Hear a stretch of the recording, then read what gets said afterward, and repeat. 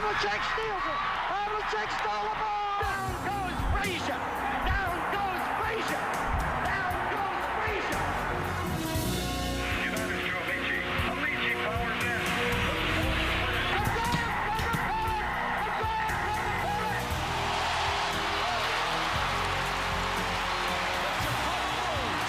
Won their 6th NBA championship. Gibson swing. This is gonna be a home run. Unbelievable! I don't believe what I just saw.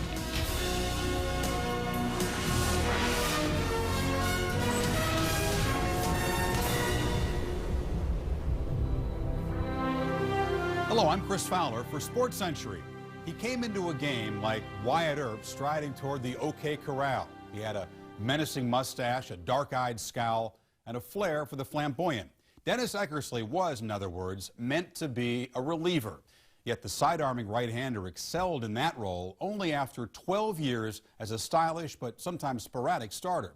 In Oakland in the late 1980s, he found a home and he found himself. The ball seemed to obey him. His control was such that he referred to himself as the paint master. But first, he had to gain control of himself.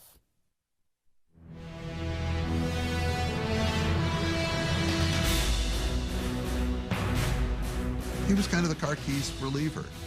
When Eckersley comes to the mound, people start reaching for their car keys. As soon as he came in the game, the guys that wrote the newspapers just started doing the story right there. He was so dominant because he had such great control. He can paint.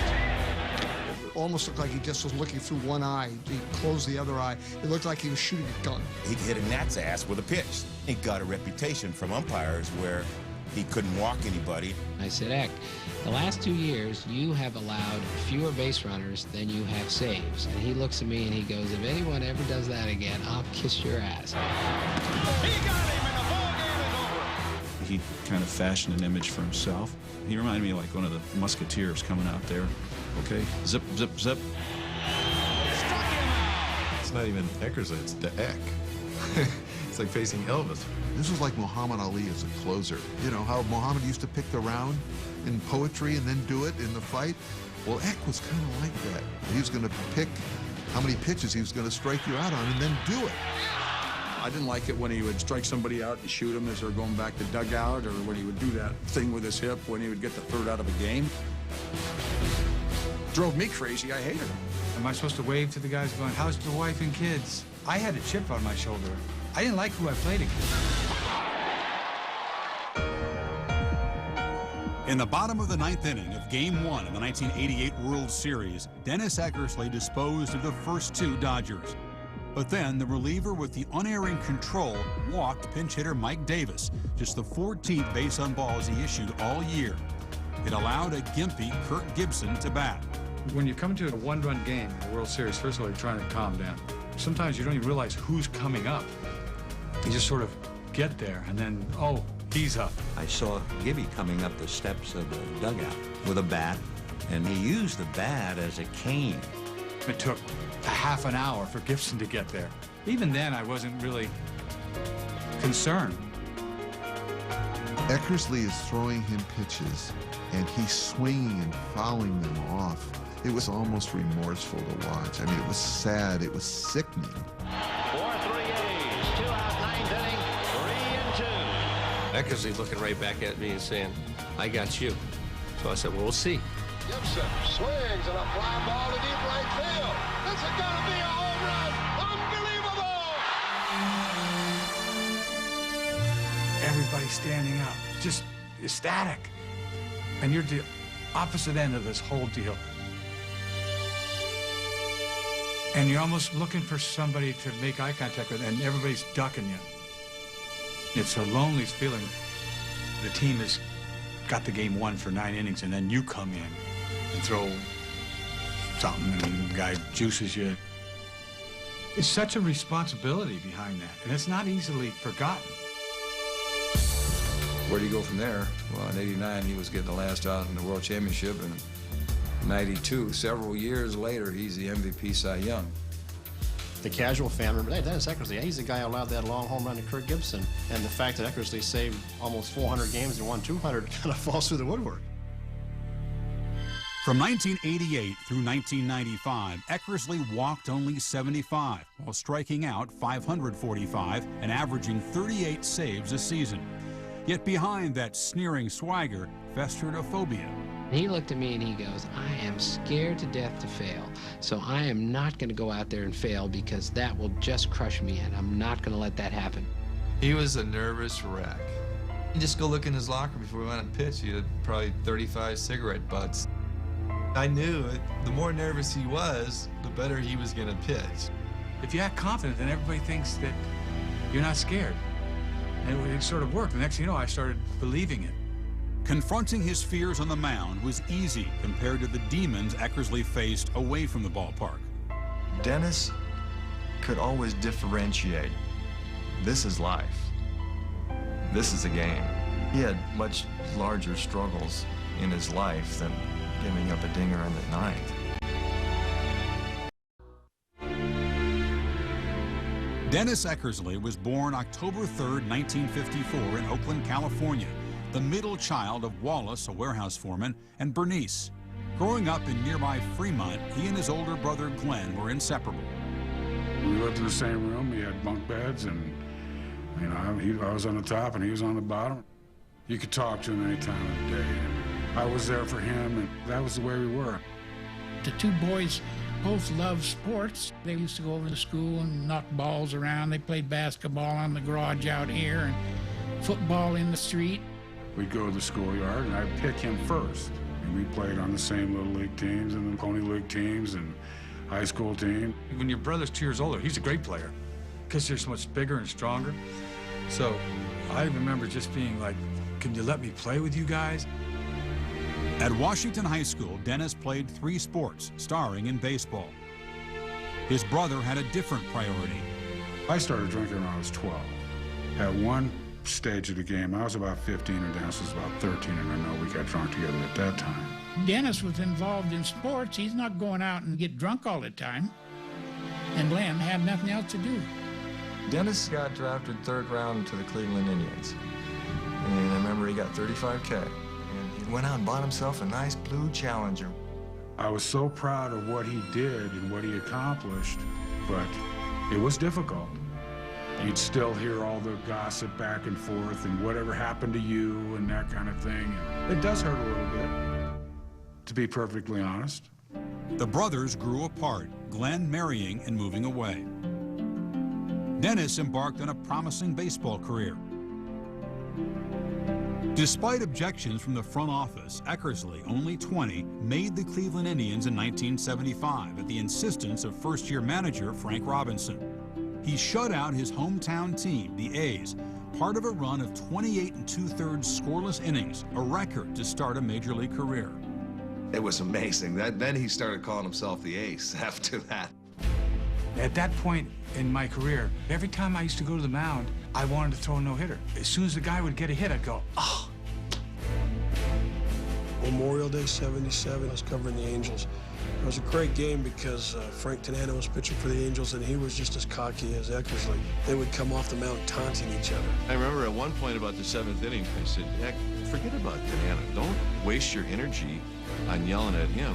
And he looked at me and he went, this is my no-hitter. I'll act any way I want. So there's 2 outs, and this guy, Gil Flores, is the last out. And so he's taking his time. He's looking around, and it's like, I had enough. You know what I mean? So I said, get in there. They're not here to take your pitcher. You're the last out. Get in there.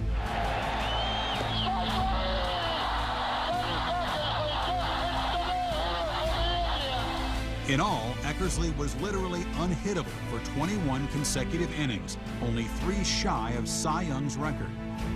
Still, there were doubters. Because of the violent act in which he did throw. There was a lot of skeptics out there that thought that he was going to have some arm problems along the way.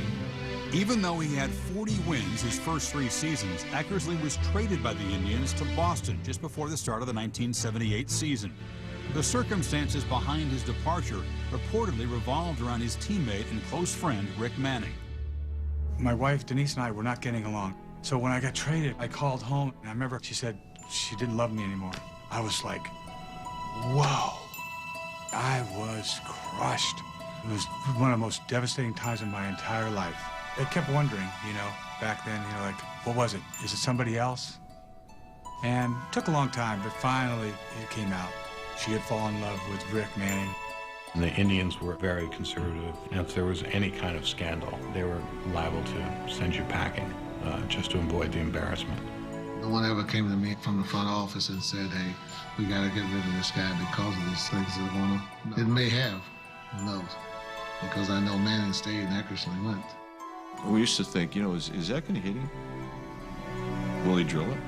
And then there was one game in Cleveland where he literally threw one where Manning's helmet went up, his head went down, and the ball went right between the helmet and the head. That would have been really tough, having to still play there under those circumstances. But life's gone on, and they ended up getting married. We have Mandy in common. She's like got two fathers.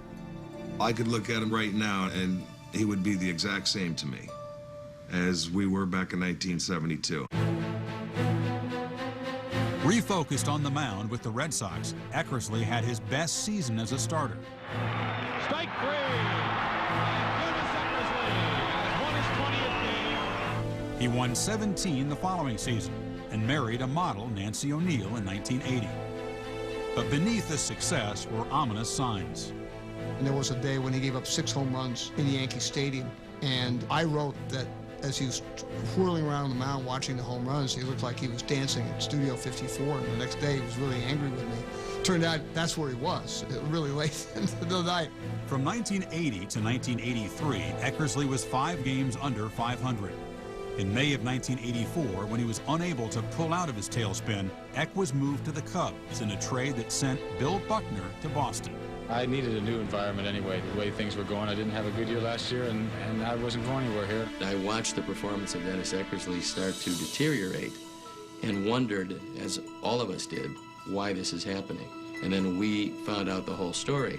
It's a much more difficult foe to defeat than anybody standing in the batter's box. The late 70s and early 80s was a wild time in sports. Dennis Eckersley was a wild kid. Alcohol was very much the lifestyle, and Eck had a lot of fun.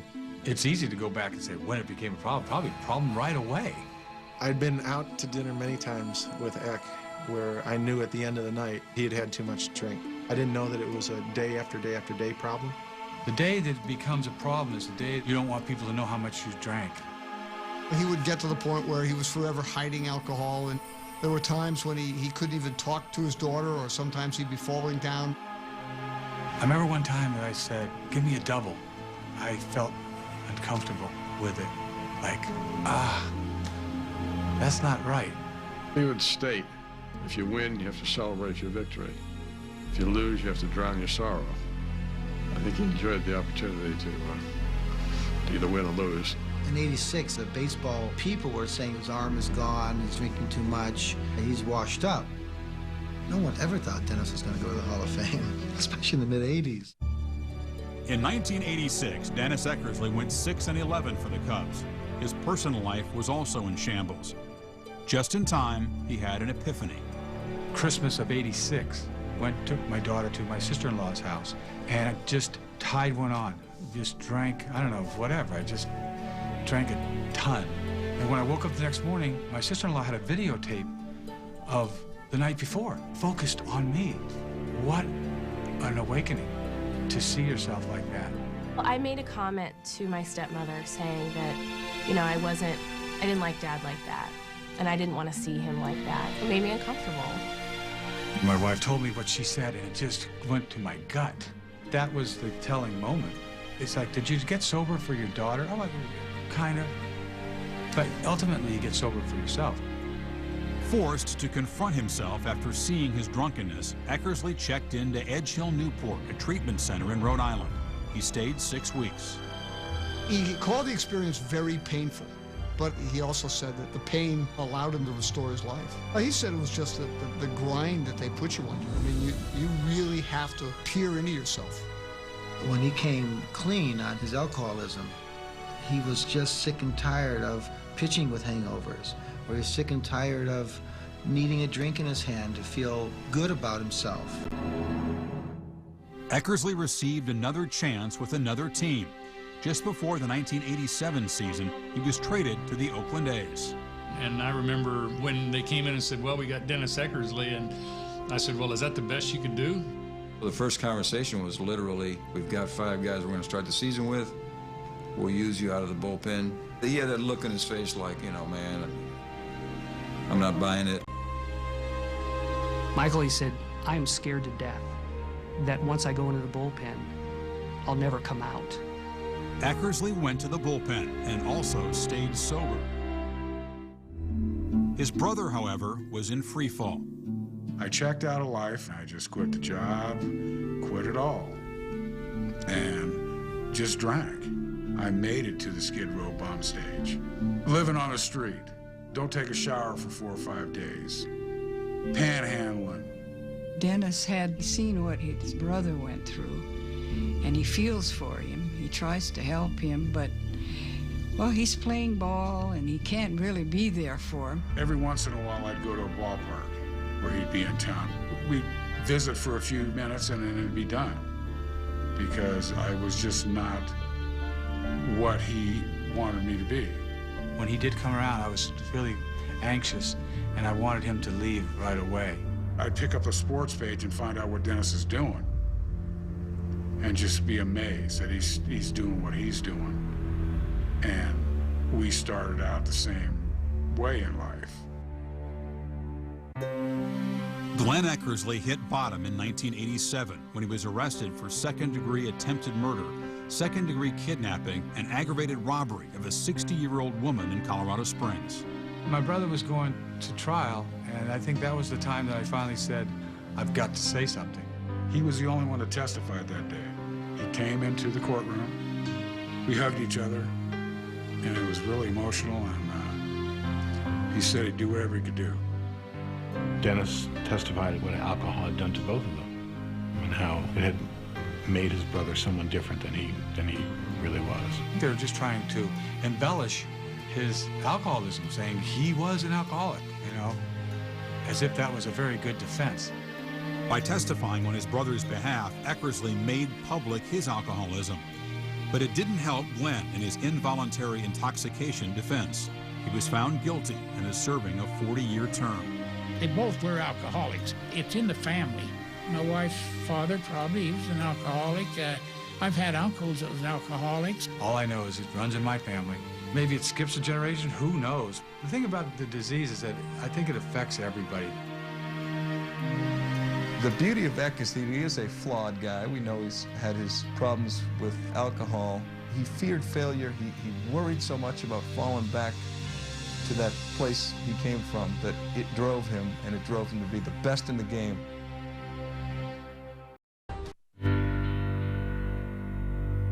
Dennis Eckersley started an all-star game. He threw a no-hitter. He won 20 games as a starter. He won a Cy Young and an MVP as a reliever. And that uniqueness is what puts him in the Hall of Fame.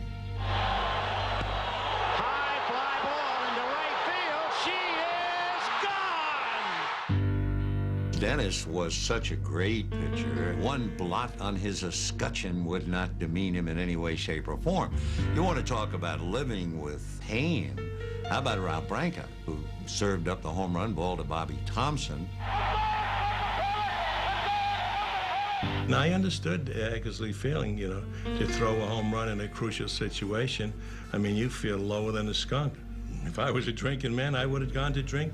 He stayed the path. Somebody driving by him on the highway recognized him. They rolled down the window, and they yelled out 2 words, Kirk Gibson. And Eckersley just laughed. I was 2 years sober, and I was thrilled.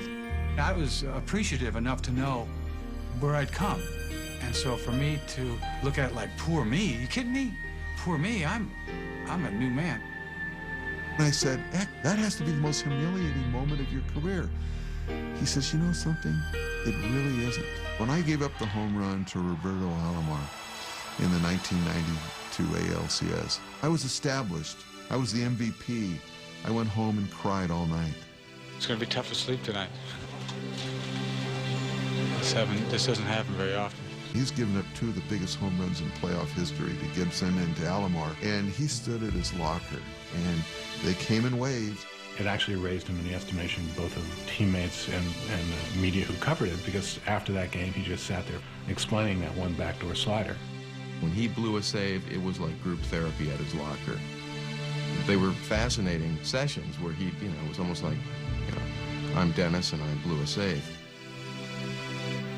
I think recovering from alcoholism taught him humility. Traded by Oakland to St. Louis before the 1996 season, Dennis Eckersley amassed 66 saves the next 2 years.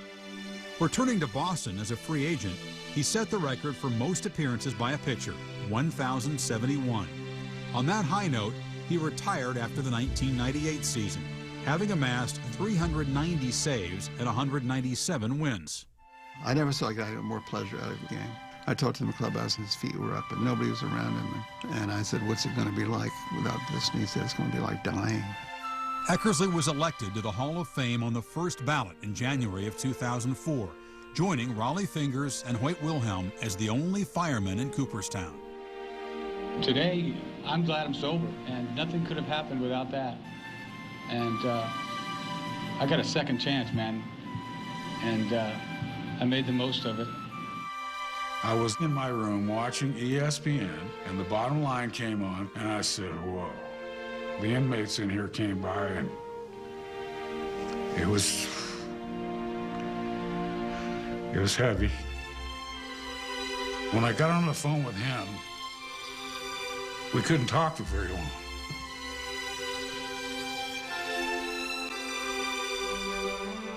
I feel great about having a relationship with my brother again because he's a changed man. Part of being sober is helping somebody else. It juices me when that happens. Fighting to stay sober since '87, Eckersley enters the Hall of Fame a changed man, but not without scars. After 23 years of marriage, he and Nancy are planning to divorce. I went through a lot, man. It wasn't all like, yay! It took its toll on marriages. It took its toll on having a normal family life, and I've got the Hall of Fame to show for it. It validates, for me, what I did. You don't just say, oh, well, I don't drink anymore. He follows through, and he's working on it day by day. It was really exciting to see that when you make positive changes in your life, look at all the amazing positive things that can happen to you. His life is testament to that. Dennis Eckersley, in concert with a Cleveland teammate, pitcher Pat Dobson, widened the lexicon of the game. From that collaboration was born X-Speak. Over the years, Eckersley popularized such words as yacker for a sharp curve, cheese for a fastball, oil for alcohol, and walk-off for a game-winning homer. A pitcher who had lost his stuff was said to be salad because he was just tossing it up there. As a reliever, Eck was rarely salad, and once he conquered oil, he was able to redeem and reinvent himself. For SportsCentury, I'm Chris Fowler.